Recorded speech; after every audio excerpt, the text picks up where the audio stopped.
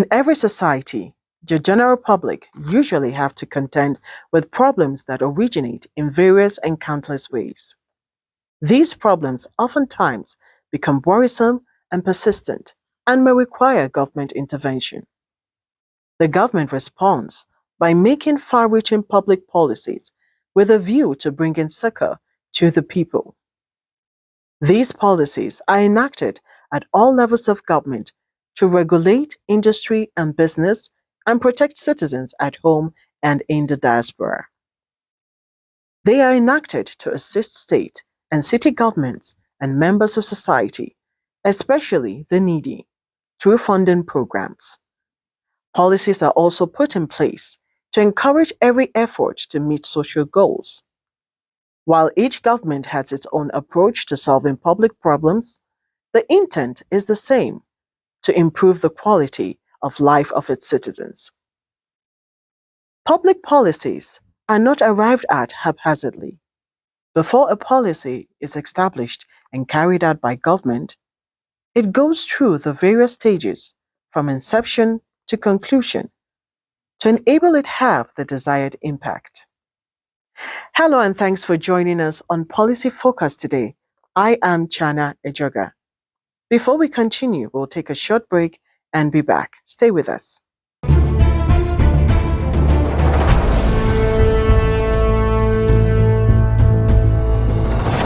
Welcome back. If you're just joining us, this is Policy Focus, and today we will be looking at Nigeria's policy environment. I have some discussants with me at the studio, and they are Brigadier General Chukwuemeka Udaya, retired MNI, who is the Secretary and Director of Administration at the National Institute for Policy and Strategic Studies. You're welcome, sir.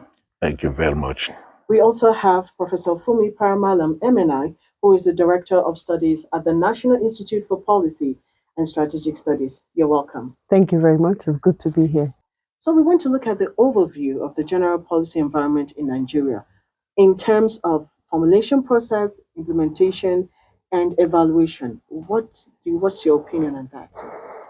Okay, the general policy environment of Nigeria, from formulation, implementation, and overview, the general thoughts out there is that we don't lack good policies, but it's the process of policy formulation in Nigeria over the years have been characterized by top to bottom rather than bottom up.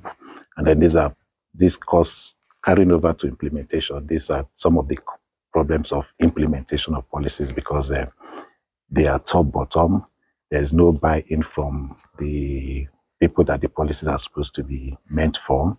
And then again, for overview, you find out that a lot of policies don't get adequate budget. So there's nothing like evaluation or poor evaluation in such policies. That's just like an overview of the environment. Ma, what do you think are the problems that is affecting the processes, other problems aside what he has mentioned? Right. I think just to backtrack a little bit, in terms of the overview of the policy environment itself, there are a number of expert studies that have characterized the Nigerian policy environment as one in which there is a lack of policy continuity, policy coherence, and policy commitment. And that simply means that over the years, what has happened is that we've had this kind of ad hoc fire brigade approach to policy. So rather than systems, institutions working together to have a policy environment that is maybe focused and anchored towards national strategic interest, there's a lot of disjointed nature in the system. Like General was talking about, the policy formulation process itself. So at that level of design, there's not been enough effort to have an evidence-based policy system and a policy making process that is also anchored on a consultative process with the people, which is the issue of not having the buy-in from the people. It's not that it has been totally absent, but to a large extent, it has been quite minimal. So, follow up to that, I'd like to ask, what do you think we are not doing right? You've mentioned some problems, or what are really those things we are not doing right too? and how should we rejig it so that to enhance the policymaking process? Okay. For the first part, are you talking to me Yes, or yes. okay? For the first part, when we talk about a policy system or a policy environment that is fractured and fragmented and not, coherent, we are saying that we haven't gotten right the professionalism that should be involved in policy making. Policy making is not just a technocratic exercise. It needs skills, it needs expertise, and it also needs vision sharing.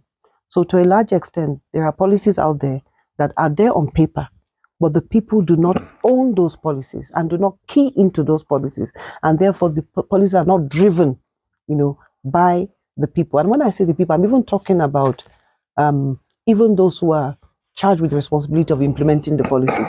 So a lot of institutions, the actors are not really positioned to carry those policies along. So we need to get our act together in terms of ensuring that people are trained across the broad spectrum of policy-making institutions to actually design, develop, and deliver on policies.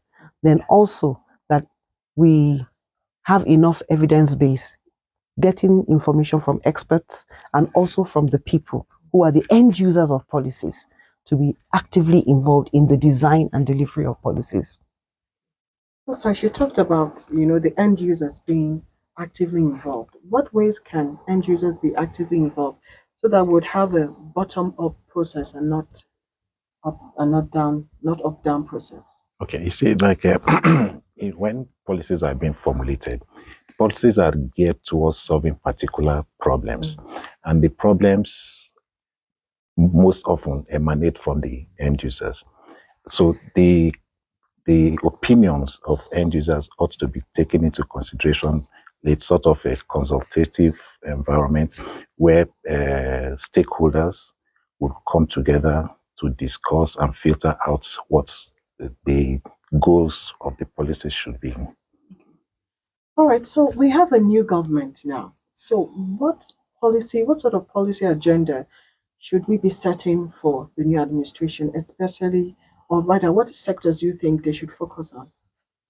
Okay, if you look at the Nigerian environment, you will agree with me that for quite some time we've had a lot of security issues.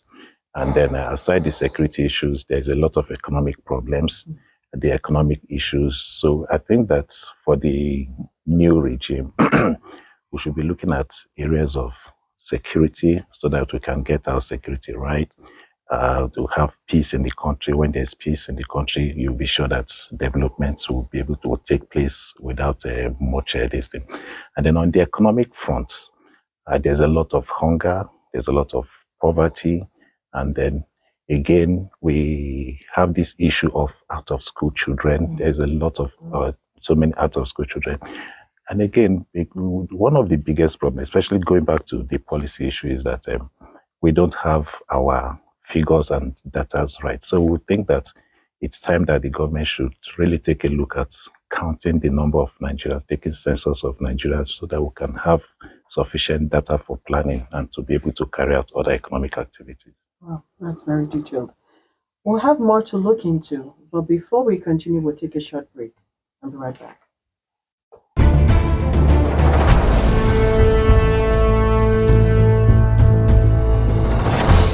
Keep watching. Keep watching. Keep watching NIPS Policy TV.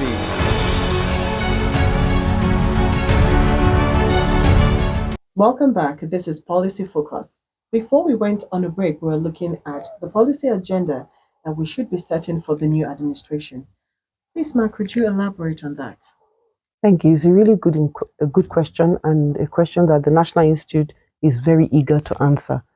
I think at the bottom line, this government needs to move Nigeria away from being a rentier state to being a developmental state.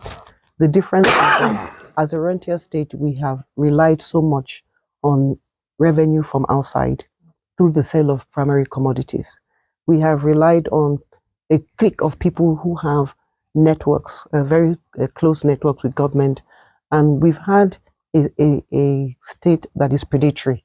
In other words, it benefits a few, but the vast majority of people are not really enjoying the dividends of democracy. So the agenda for this government should be one that moves us to a developmental environment.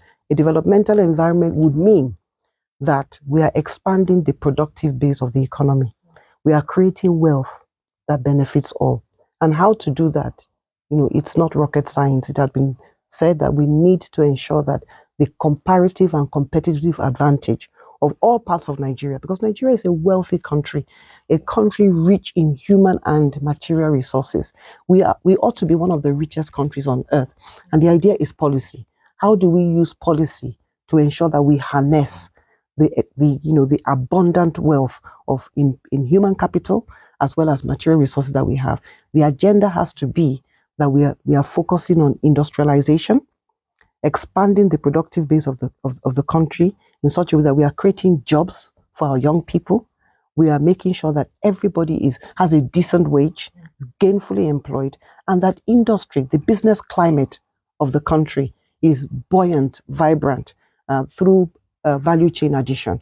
If you would recall, when we had Dr. Addition as the Minister of Agriculture, he was very much set on prioritizing value chain addition, looking at agriculture as a business model that would create wealth for the country instead of relying on primary commodities. So for us in NIPS, we are really engaging in this debate and talking about how we can industrialize in a sustainable manner.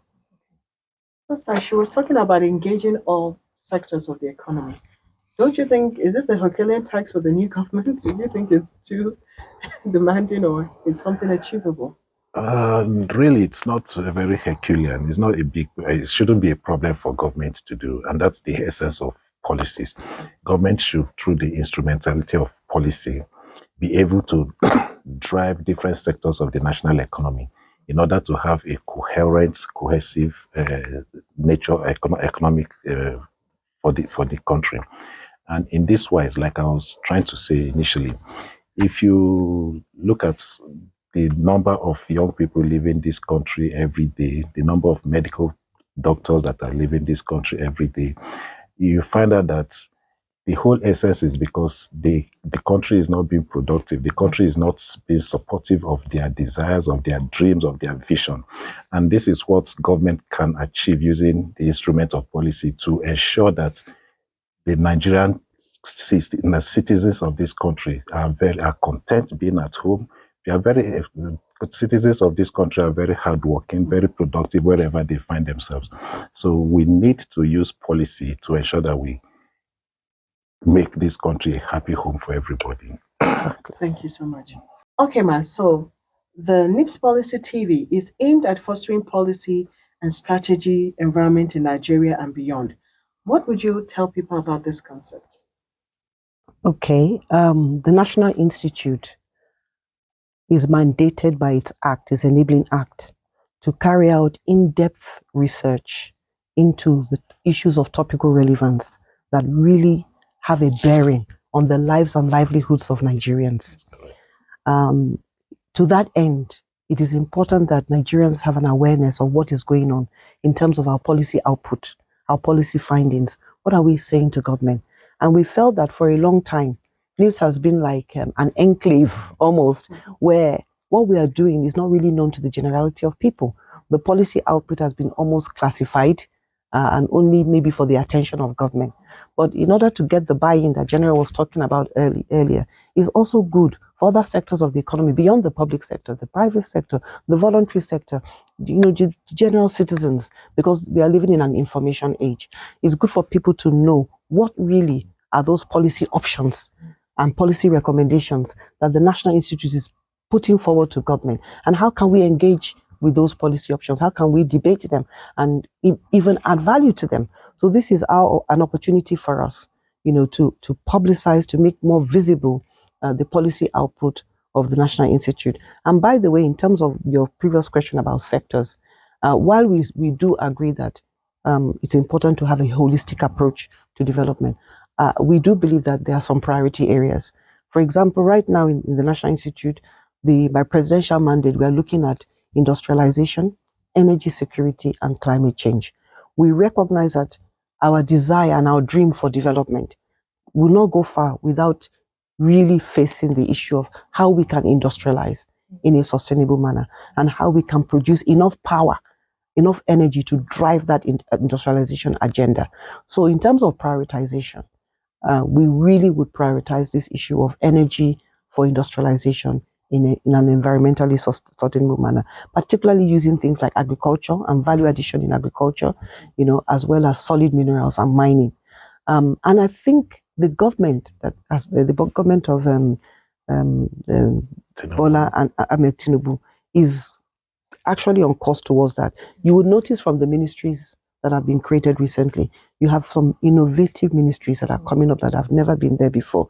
You have a focus on oil and gas, solid minerals, innovation, business innovation. That shows that the government is already beginning to think along these lines, that we need to create wealth and we need to make sure that Nigeria is really buoyant for everybody. Thank you.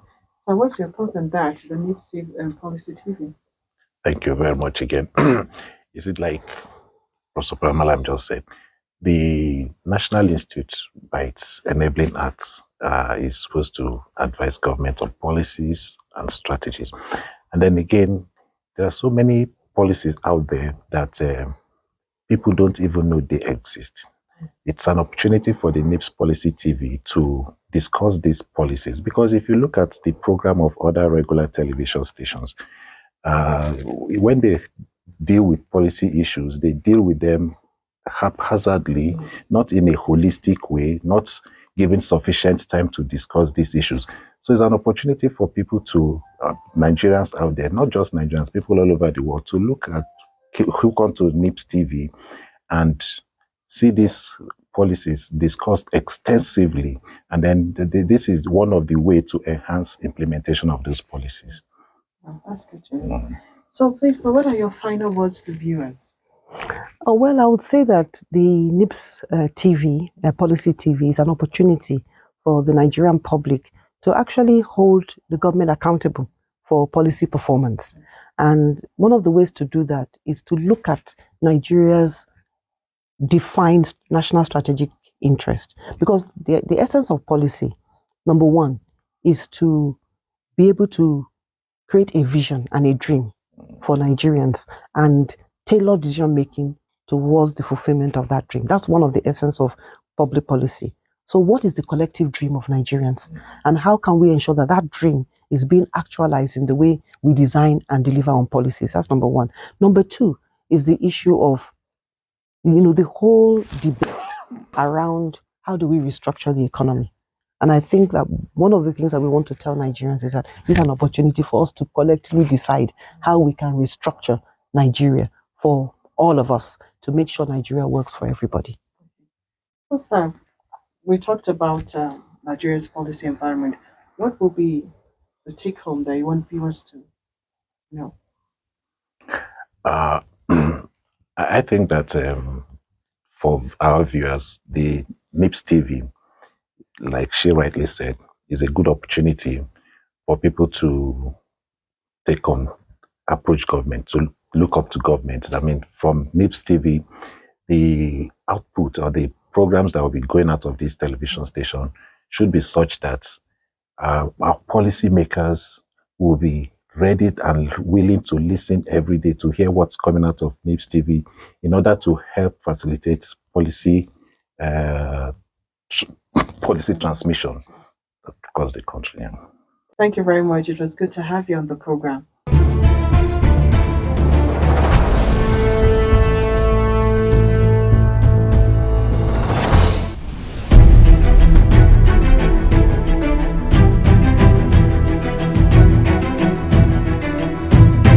Basically, what the government that has just come in needs to do is to ensure that the living standards and living conditions of Nigerians, the generality of Nigerians, is eased, and this can be done via economic policies, sound economic policies that do not promote, the practices that has been going on in the past, where a section of the society is benefiting from, the wealth of the nation, while the other people are feeling the brunt of it and suffering. Just some sort of economic standardization and balancing of opportunities amongst the citizens of Nigeria. And I do believe that if they're able to get that in place, then Nigeria has enormous potentials. We have resources, human and material. All it takes is the balance to bring the right people to drive the right policy, and things will start picking up on their own. And we're optimistic that it will find the right mix to be able to get this done. Of course, if government can focus on industrialization, on energy security, by the time you have this, then the nation will be fine. Any other thing can come up. Because a nation that does not have enough energy, or a green energy, of course, it cannot survive with even industrialization in the first place. And then, of course, when you have this, I think the country will be absolutely, the country will be very, very fine indeed. So concentrating on that industrialization, energy security, and climate change, of course, the country will be better and it will be very fine. The president is the commander in chief of the armed forces. What he requires is just the political will. Curbing corruption in the country, is something that if you have a leader that has that will, that has that determination, there are Nigerians that are ready to fight the corruptions. Even though there are challenges, because fighting corruption is not an easy thing. But once there is the political will at the government level, and the president could give that marching order, it's very easy, it could be copped. But you should be mindful, because this fuel subsidy from onset are being manipulated by cabals. And up to now, they are still there. So the president and the commander-in-chief will really need to identify who are those Nigerians that he can give them that matching order in all the sectors. And this could be copped, and it will move the economy forward. Who are even the managers of these black markets? This foreign exchange, dollars all over in Abuja, how do they even get these currencies? Don't you think there could be somebody within the power of the corridor, maybe in line with the CBN and others, where they will now go and get these dollars and then go ahead to sell it at the exorbitant price? And again, it also boils down to the political will. There is nothing that is impossible for a government to achieve if the political will is there. The security agencies are all over. They could help in trying to track down all these foreign exchanges. How do they get their money, and at what rate? Because if you go to the CBN, for example, you buy the dollar maybe at the rate of 400 or 500, you take it back to the black market and sell it at 900. So definitely, where does this interest goes? It does not only goes to the black market owner, but it goes to these their cabals, either within the central bank or within the government itself. Who are those hunting for these black marketers? How do they get even this money into millions before selling it on the black market to the Nigerian populace? So once that one is tackled, then the Nigerians' forex exchange will come down. Because I remember some few years back, the dollar is about 200 and something. Now it is moving to about 900 or so. When you focus on industrialization, it by extension leads to the creation of employment opportunities. It improves the economy, create a lot of value addition down the line. So if the government targets the industrialization of the country, industrializing in a more sustainable way, not just industrializing and causing more damages to the economy and the country as a whole. And there's no way we can have industrialization without a perfect energy in place. Without power, industrialization cannot thrive. So it's a tripartite focus: industrialization, energy security, and climate change. So if you're industrializing, then you have to look at the structures in terms of the provisions of the raw materials that will bring out the end products at the end of the day. And some of these raw materials are agricultural raw materials that you're going to convert to finished products. So if you look at that chain of production, automatically it's going to affect different parts of the economy. And in the process of industrializing, you also need to think of training and development. You have to think of capacity building, which also brings in the part of education, driving our educational system into the areas of vocational studies in other areas. So if you have a target and a focus, then you can drive that focus to the different sectors of the economy be it agriculture, be it education, and other aspects of the system. With the government liberalizing the forex market, they need to also be involved. And the major way they can be involved is by ensuring that the forex, the dollars, the pounds, and the likes are available for major services, for major items, because if those currencies are not available for major purchase, either within the banking system, then it's going to put so much pressure on sourcing for this forex outside the normal banking system. So once you have too much pressure there, even legitimate transactions that needs to be paid for at normal official rate, because it is not available, then the implication of that is that the sellers out there will become the price determinants. And once they determine the price, automatically you don't expect it to come cheap.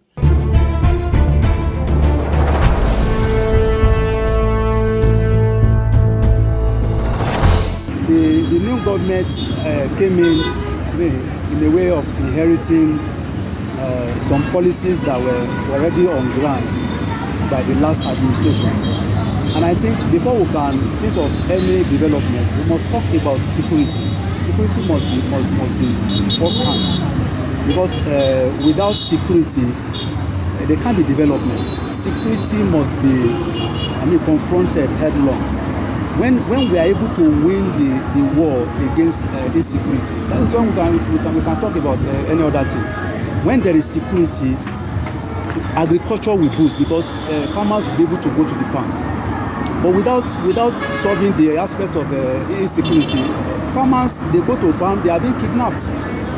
Then the policy of removing subsidy is a good idea, because for so many years they have been telling us that it's Kaba, it's not real. Even before Buhari came into government, he told Nigerians that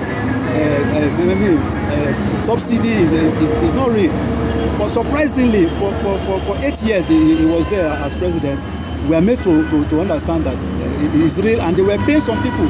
So which one do we believe? It's rather unfortunate that it seems our leaders are not telling us the truth. When you are not there, you disagree, but when you came in, you seem to fall in, and you were paying them. So when the new administration came in, President Tinubu came in, already we are made to understand that there was no even, an arrangement for there was no payment for the subsidy, that it has been removed. But unfortunately, there are no palliatives. There were no arrangement on ground before removing it. And you will agree with me that anything that has to do with fuel will completely affect every other thing. When you go to market, people will move from one point to the other, and the moment there is a fuel increase in price, transportation will increase. People that sell things will certainly add money to their goods, and that is exactly why we are where we are. Nigerians are not happy. There are vast lands in which the government can invest in agriculture, because we are missing a lot. We have so many farm produce that can be grown in the north, but we find out that the government is only concentrated on oil, which is not supposed to be so. Like cotton, we used to grow cotton in the north, yam, cassava, but now most of the farmers, in terms of agriculture, no proper manpower, fertilizer, everything is on the high side. So people are now concentrating more on oil instead of agriculture, which there is a lot of money in agriculture if the government can invest. And also electricity. When you invest on electricity, small-scale businesses can strive. But when you don't invest on electricity, it makes it difficult for small-scale businesses to strive. First, you remove subsidy. If you remove subsidy, you need to put on things on ground to cushion that effect. You understand? You are not supporting small-scale businesses. Salaries are still the same. There are people still earning 15,000, 18,000, government workers, and yet you are removing subsidy. Prices are high, you understand, and then still salaries are still the same, which is not supposed to be so. So definitely the masses will feel it, and then things are high. Where will people get money to buy all those things? You understand? When you are going to do that, make sure, okay, you give soft loan for small businesses. You understand? You give palliative to people so that they won't be able to feel that effect. But you don't do that, you just wake up one morning to remove fuel subsidy. Definitely it will be harsh on the masses. And that is what is happening right now.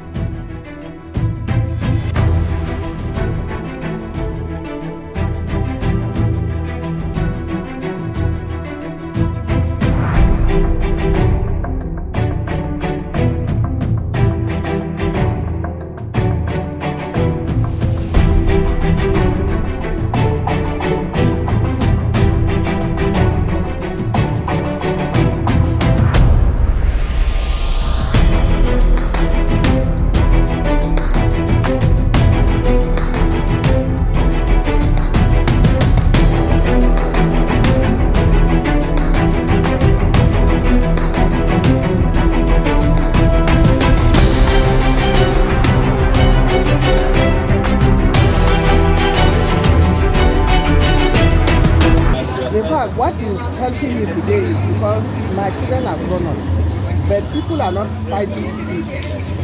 I have a car. If I want to come out with my car, I have to calculate and recalculate and know where I'm supposed to go and know why I'm going there. So on this subsidy, what we've discovered that it was a scam.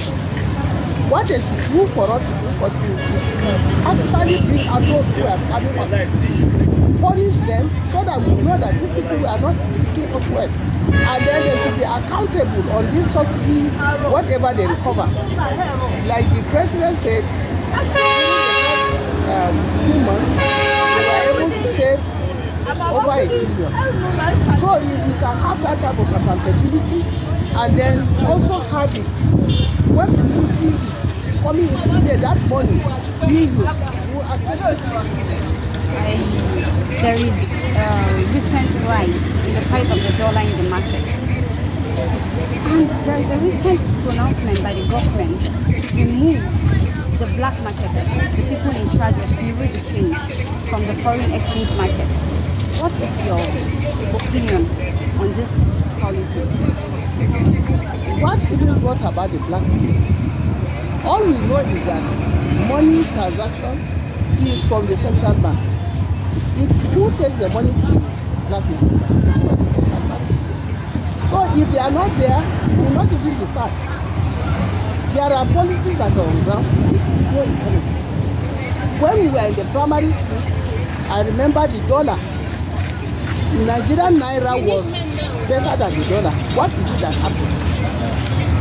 So they should go back to the drawing board and know what happened. So this, for me, these black marketers are not of any use to anybody. Why is dollar being used in our country? I keep asking this question.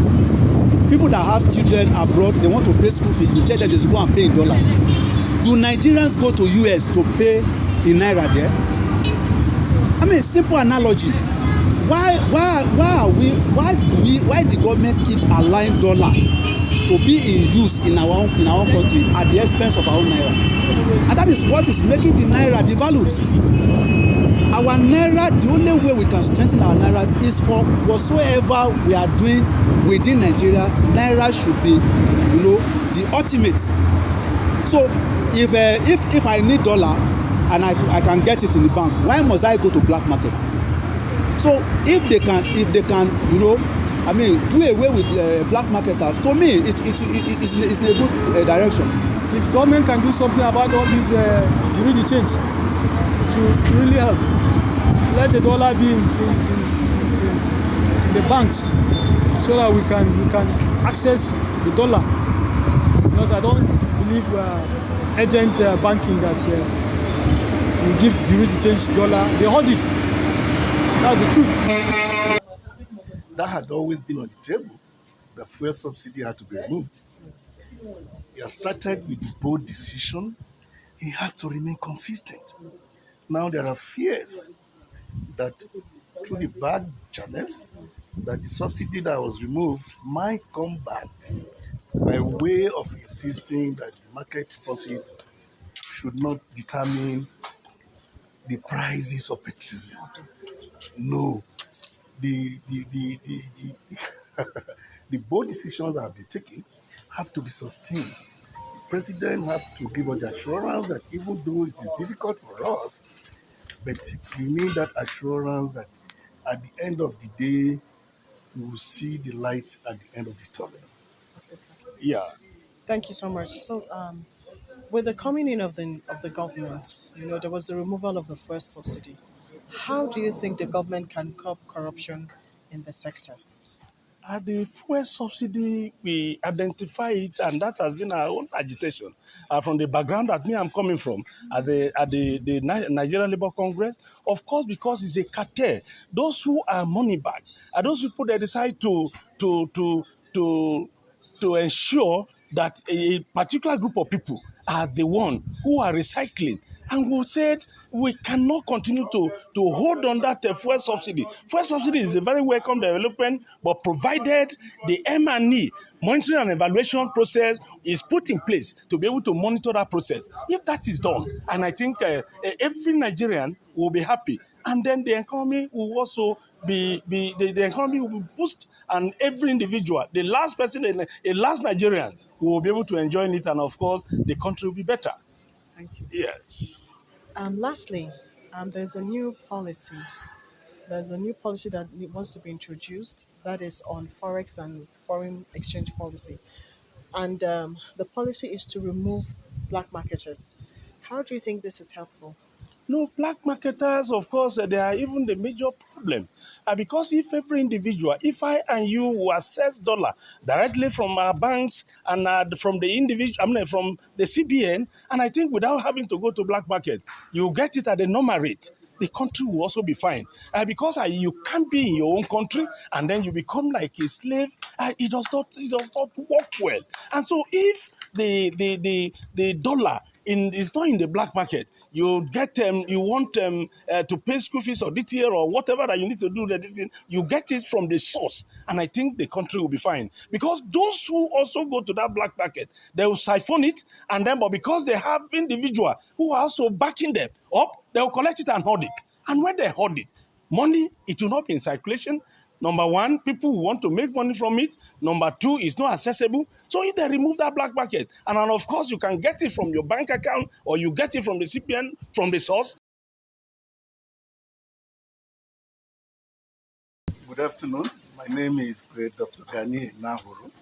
We are told before now that there are a lot of policies that are already pending before the government. I think the major issues is implementation of these policies.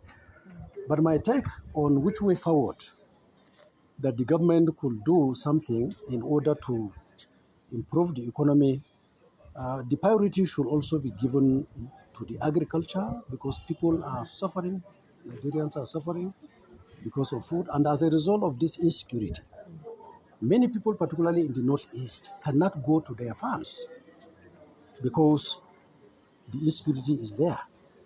And the issue of energy too. There are a lot of industries that are already closed down because there is no energy to power such industries.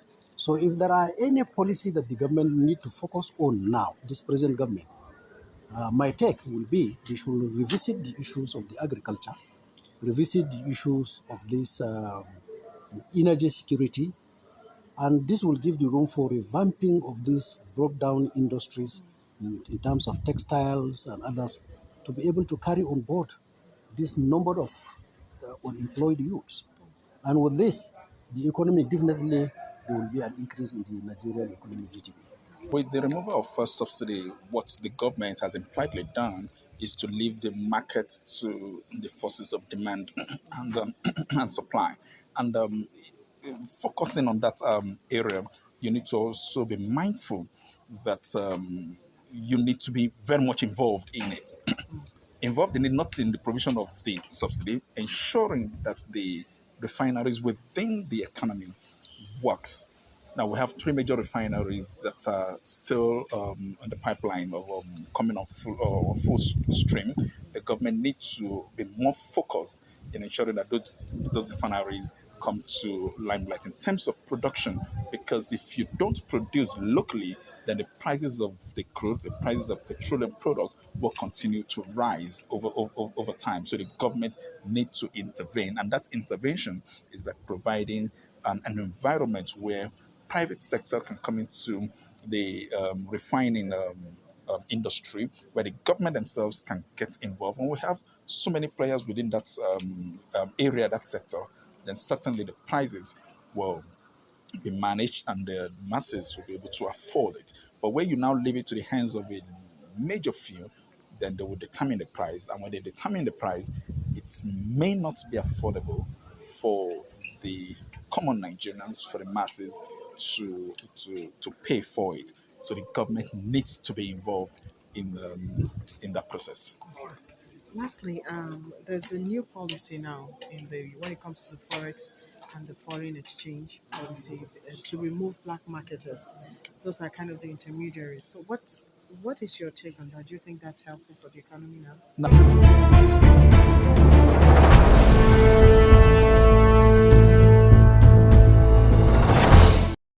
The National Institute for Policy and Strategic Studies was set up to serve as a high-class center for reflection, research, and dialogue.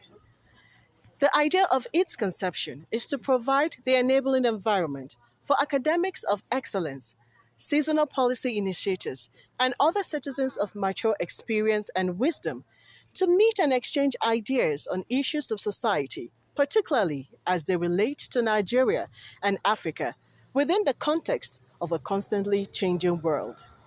Also, it is in line with this effort that the Senior Executive Course was instituted to develop top-class technocrats of high intellectual capacity who would conceptualize and anchor the implementation of innovative and dynamic policy initiatives and strategies needed for critical national development.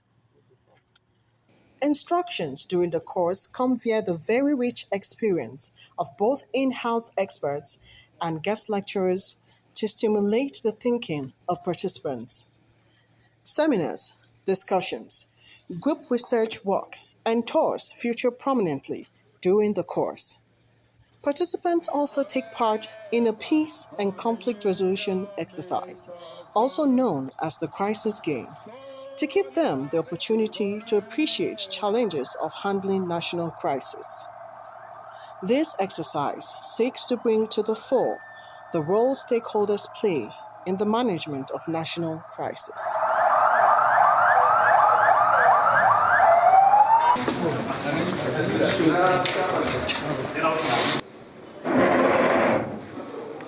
This a delegation to your beautiful office. With your kind permission, Ma, we will go in to sign the joint communique. Thank you. A coalition of all observers, thank you very much for your audience. My colleague. Thank you. I am Zara Ahmed, Executive Director of Bukuru Center for Good Governance. We work in collaboration with the international organization EU precisely.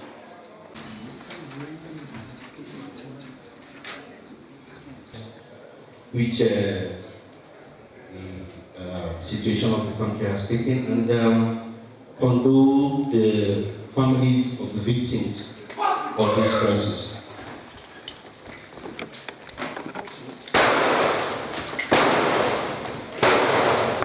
You have to go after them. You have to go after them. Had multiple bomb blasts at the venue of the meeting between the leaders of the National Assembly and the military service chiefs. We are not yet sure who is claiming responsibility for the attacks, but we know that the blast, there have been some casualties. Even though we cannot yet ascertain the number of casualties, we believe that we'll get more information about this to you shortly. But we can see that the medical personnel are already on ground, and there are a number of casualties. More details of this will be coming your way shortly. The specialist hospital in Keija, can handle this case. So please just let me have all the details.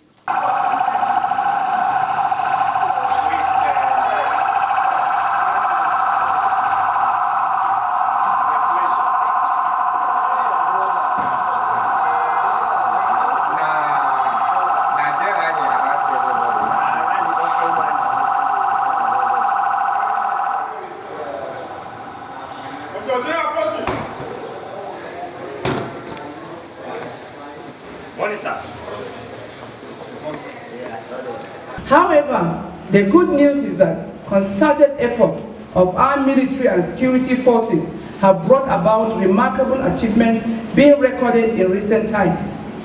We don't understand what exactly is going so far when we are seeking for the national interest and policemen are threatening us with guns. Show of loyalty as we build our nation with dignity from generation to generation.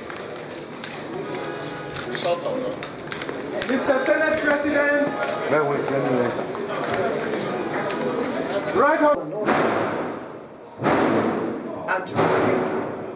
And to restrict dealings in suspicious assets subject to corruption, terrorism-related investigation in accordance with extant laws. Give me a brief of how far we have come on. For what happened at Subada Conference Center, it was an unfortunate thing. And we've been able to act fast. To the nation. We've also taken delivery of a new... The KU Secretary General and the ECO Secretary General, you are most welcome. And I want to also, on behalf of the government and good people of the Federal Democratic Republic of Congo, thank you so much for your support. First and foremost, moral support and the sympathy and collaboration with our country.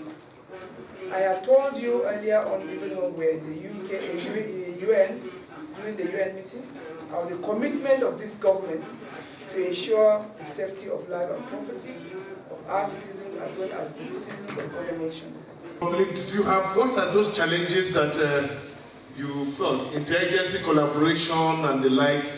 So let us hear that. The National Institute also conducts short courses in policy, strategy, leadership, governance, and development-related issues with a goal of building and enhancing the skills and capacity of middle to top-level management officers in both the public and private sectors.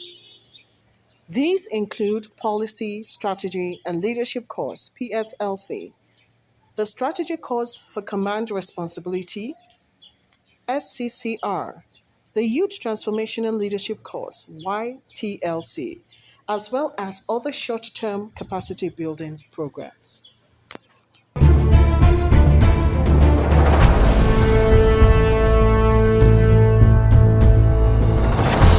Keep watching. Keep watching. Keep watching NIPS Policy TV.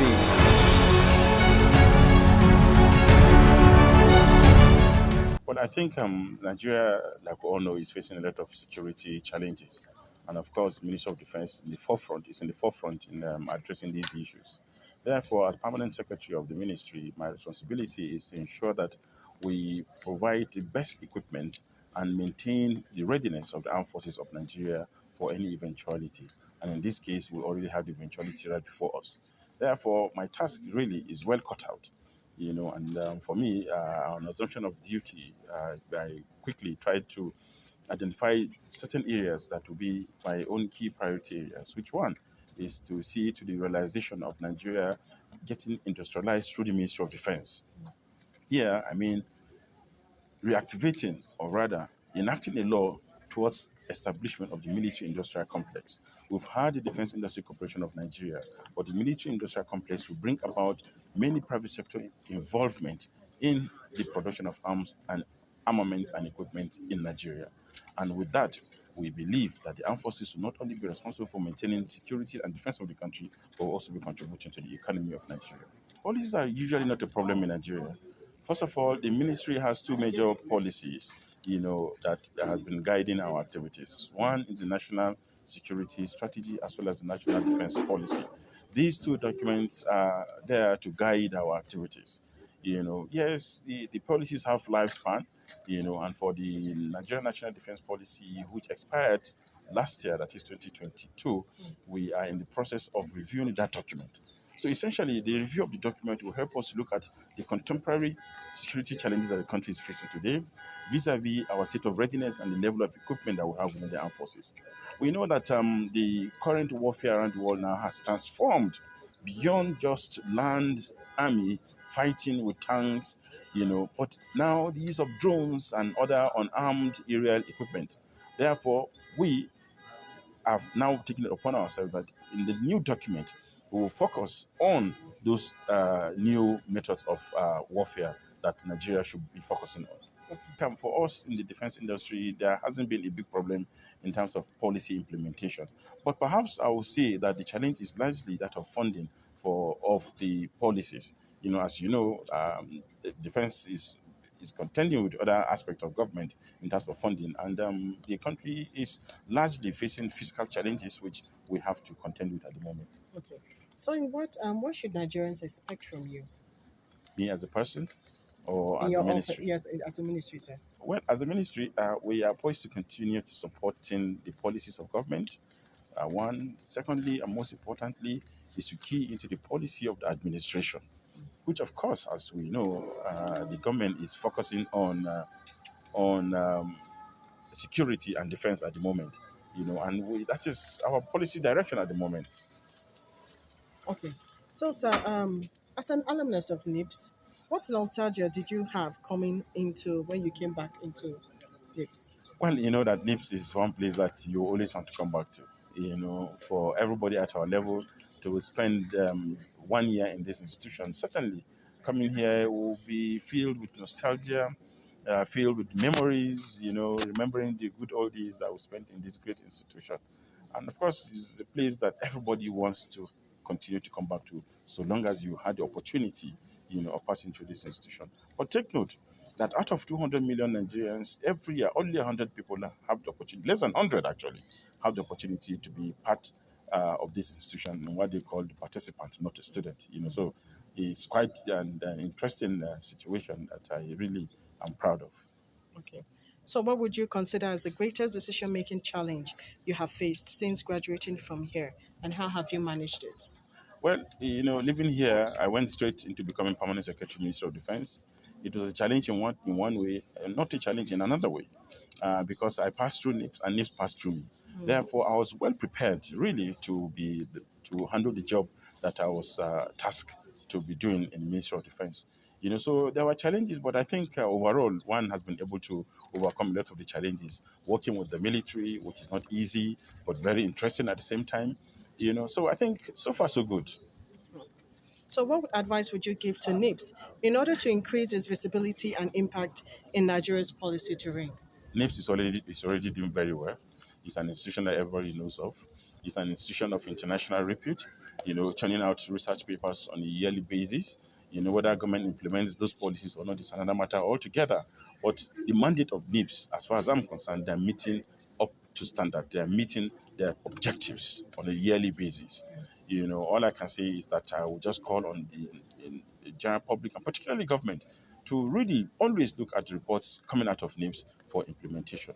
And for any government institution that wants short-term policy review, I think the institute is well positioned with the requisite human resource, and equipment, as it were, to delve into any kind of research. All right. Thank you so much for your time.